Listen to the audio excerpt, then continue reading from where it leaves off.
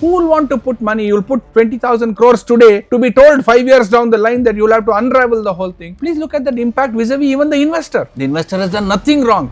It's not just Indian money. There are lots of CIRP processes where money comes in from outside. These are large pension funds, large mutual funds, large funds which actually are sovereign funds, which want to invest money in this country given the growth story in this country, take over distressed assets, convert the distressed assets to revenue generating, wealth creating assets. The economic impact of a judgment is necessary not to close your eyes and ignore illegalities. An economic impact of a judgment is necessary so that the judgment itself can actually clarify the way forward, so that the economic impact is least intrusive to the economy.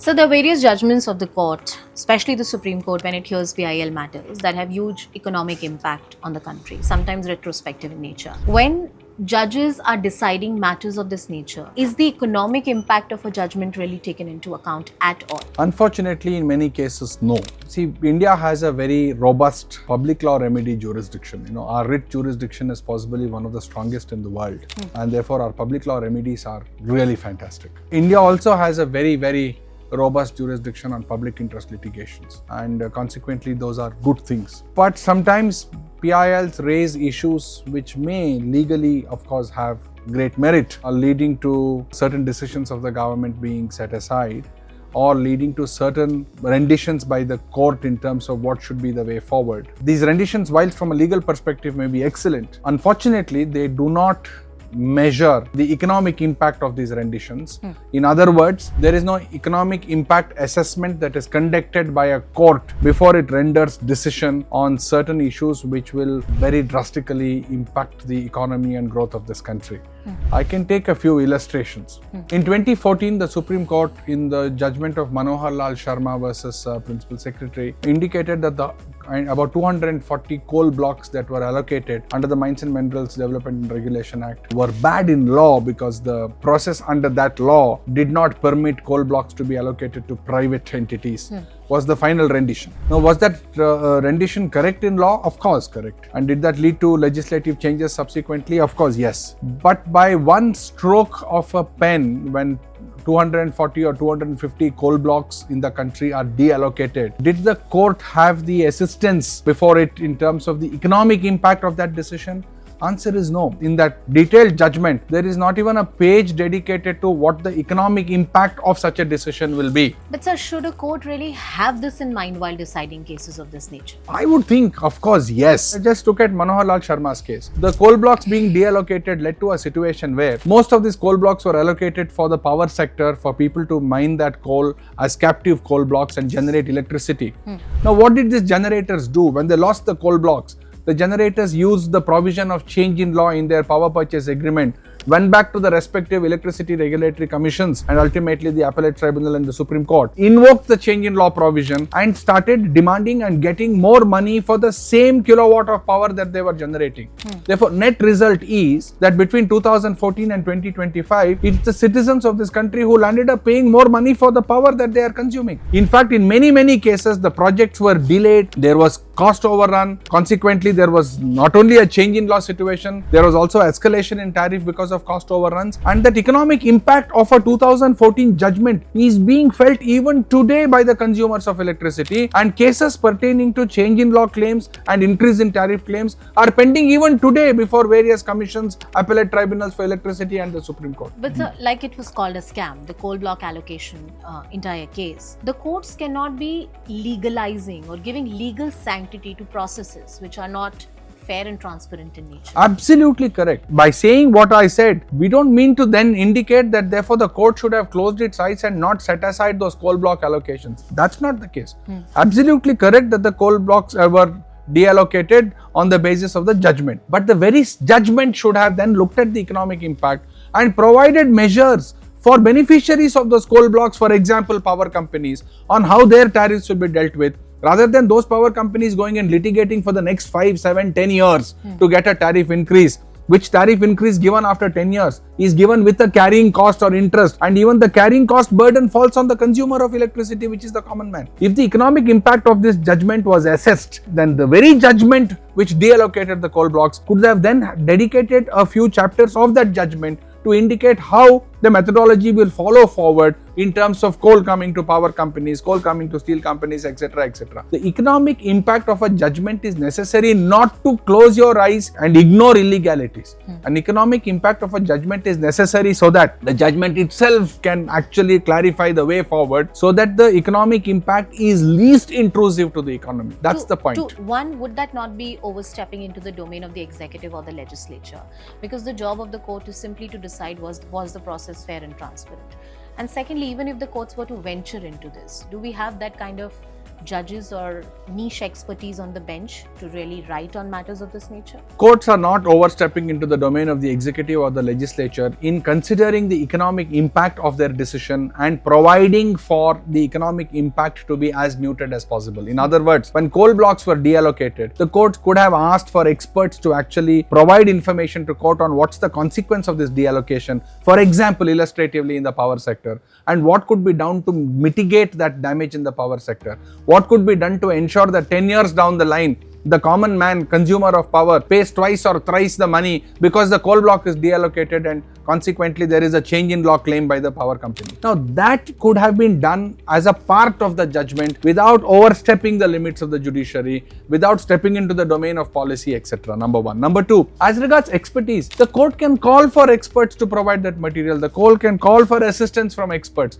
If the court is looking at the domain of whether a coal block allocation was wrong and should be deallocated, and that expertise comes through submissions being made in court, it is for the court to then ask for economic experts to actually provide material on the consequence of a deallocation and to deal with it as well. Like it has happened in certain environmental matters. Absolutely correct. When you have and I'm glad you're bringing it up, in an environment situation, you have an environment impact assessment that is done regularly. If that's the case, why is a court which is looking at a commercial matter in which it wants to actually set aside a particular decision, or in a PIL provide, for example, on undergrounding high tension cables, why is it not doing an economic impact of its judgment and rendering its judgment from a perspective that it will be least economically intrusive going forward? I'm aware that India is in a unique situation and our writ jurisdiction and jurisprudence has developed in a very different way. Is that kind of exercise of studying the economic implications of a certain decision undertaken by judiciary in any other part of the world, in democratic world? Which other judiciary actually will, in a public interest litigation, indicate that all high tension cables which will pass through a good part of the country will now be undergrounded? I have not seen the United States Supreme Court indicating that power cables that will flow from Texas to another state will now be underground. The question is that we have a very, very robust public law remedy system. We have a very robust writ jurisdiction in this country. Our PIL jurisdiction is possibly the most robust in the world today. Now, when we have such robust mechanisms, all that we are indicating is that in those decisions certainly should be, and they are all brilliant decisions. I think Manohar Lal Sharma was, from a legal perspective, a fantastic decision. But a small aspect of economic impact assessment being undertaken when that decision is being rendered will help. For example, the latest one is that exercising power under Article 142, the Supreme Court completely indicated that the Bhushan Power and Steel, the corporate insolvency resolution process, under which Jindal actually took over a 2.5 million metric ton steel company. After 5 years of the acquirer under the CIRP process, through courts, through adjudicating authorities, invests something like 19,700 crores and acquires a company, integrates the company onto itself, increases the capacity from 2.5 million metric tons to 4.5 over 5 years. All of it is going forward. After 5 years, a rendition of a judgment by the Supreme Court saying the CIRP process was not correct and therefore the scrambled egg will be unscrambled, and initiates and exercises 142 powers under the constitution and directs that the company should go into liquidation. Please look at the economic impact of something like that. A bank which had 45,000 crores of debt on its books, finally through a CIRP process got 19,000 crores onto themselves and therefore cleaned up their books. Today the same bank, because the whole scrambled egg is being unscrambled, should open up their books and make provision for 45,000 crores and return the 19,000 crores that they have got 5 years ago. The person who has invested 19,000 crores and amalgamated this company and grown it, today now should bifurcate it, take his 19,000 crores back, and the company which otherwise was today doing well as a going concern, profitable, not insolvent, should be liquidated. I am not saying that the judgment is correct or wrong. That's a different matter altogether. Legally, it may be correct. Legally, it may be wrong. It will be reviewed, different matter.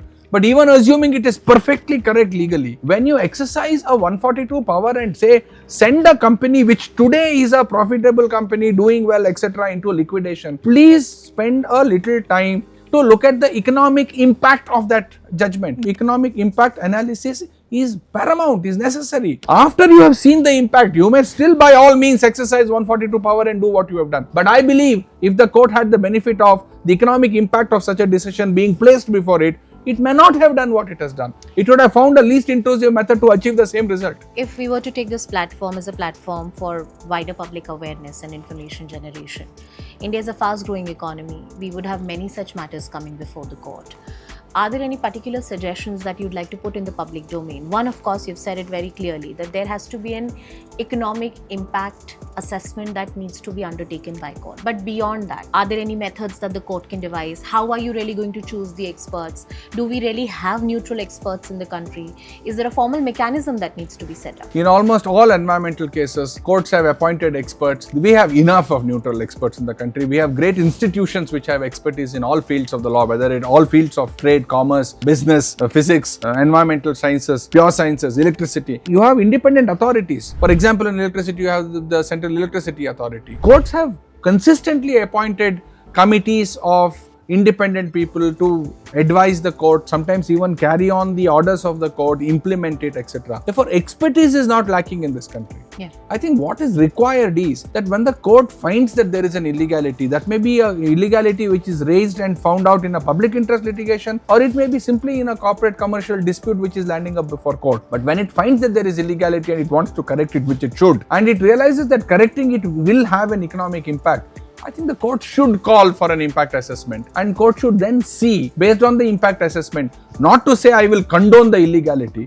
Certainly the illegality will be met with, but we will do it in a manner that the economic impact can be as muted as possible.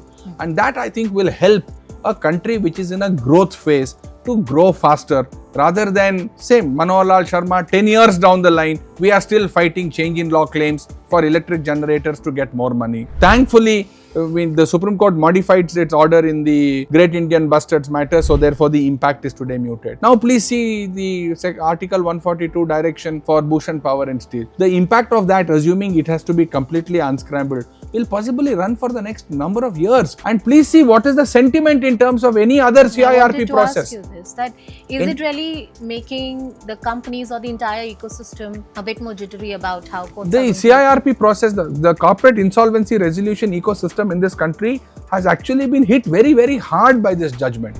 It's not just Indian money. There are lots of CIRP processes where money comes in from outside. These are large pension funds, large mutual funds, large funds which actually are sovereign funds, which want to invest money in this country given the growth story in this country, take over distressed assets, convert the distressed assets to revenue generating, wealth creating assets. Who will want to put money? You'll put 20,000 crores today to be told 5 years down the line that you'll have to unravel the whole thing. Please look at that impact vis-a-vis even the investor. The investor has done nothing wrong. It is not even that the company which is actually a debt-ridden company, the promoters may be wrong, they might have taken the company to the cleaners. But an investor who's bringing money through banking channels, investing, converting an asset which is otherwise not performing into a wealth-generating asset, 5 years down the line is told that there is an illegality in the way the process has been run, therefore you have to unravel it. Again, as I said and I repeat, this is not to condone an illegality. Certainly deal with the illegality with an iron hand.